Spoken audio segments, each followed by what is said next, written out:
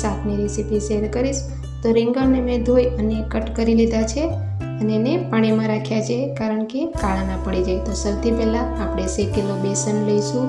ત્યારબાદ હું સિંગને શેકી અને વાટી લીધું છે એ પણ લઈશું. લસણની પેસ્ટ, લાલ મરચું પાવડર, હળદર, ધાણા જીરું પાવડર, સ્વાદ અનુસાર મીઠું, આમચૂર પાવડર, થોડો ગોળ લઈશું, ધાણા ભાજી, તેલ લઈશું. ત્યારબાદ જે વટાણાનું પનીર બનાવ્યું હતું એ પણ સાથે ક્રશ કરીને લઈશું. તો સરસ રીતે હવે આપણે મિક્સ કરી લઈશું. તો રીંગણનું આપણું સ્ટફિંગ રેડી થઈ ગયું છે. હવે આપણે રીંગણ લઈ અને મસાલો ભરી લઈશું.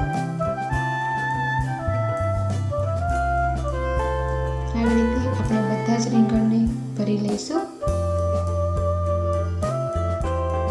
તો રેડી છે. હવે આપણે એનો વઘાર કરીશું. તો કઢાઈ લઈ લીધી છે. હવે આપણે એમાં તેલ નાખીશું, થોડી હિંગ નાખીશું, રાઈ નાખીશું, જીરું નાખીશું. હવે આપણે કટ કરેલી ડુંગળી છે એ ઉમેરીશું. ફરી લસણની પેસ્ટ લીધી છે, તમે ખાતા હોય તો વાપરવાની, નહીં તો અવોઇડ કરવાનું. હવે આપણે ડુંગળીને સરસ સાતળી લઈશું, લાઇટ બ્રાઉન થાય ત્યાં સુધી. કટ કરેલા ટામેટાં લઈશું, એને પણ સાતળી લઈશું. હવે આપણે બાકીના મસાલા કરીશું. સૌથી પહેલાં હળદર લઈશું, સ્વાદ અનુસાર મીઠું નાખીશું, ફરી એને સાતળી લઈશું તો સરસ ટામેટાને ચડી જાય. હવે આપણે મરચું પાવડર, ધાણા જીરું પાવડર મિક્સ કરી લઈશું. હવે જે વધ્યો હતો મસાલો એ પણ એડ કરી લઈશું.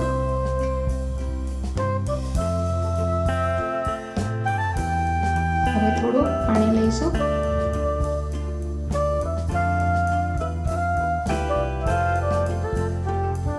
હવે આપણે જે રીંગણ ભર્યા હતા એ પણ અંદર એડ કરીશું.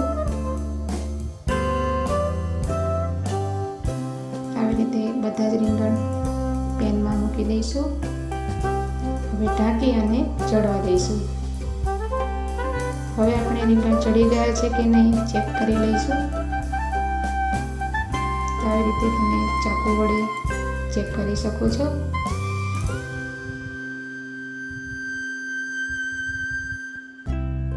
તો આપણા રીંગણ ચડી જવા આવ્યા છે.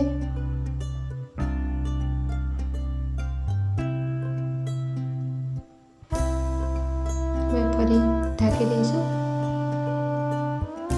તો રેડી છે સરસ મજાના ભરેલા રીંગણ. હવે આપણે લાસ્ટમાં ધાણા ભાજી એડ કરીશું. મિક્સ કરી લઈશું.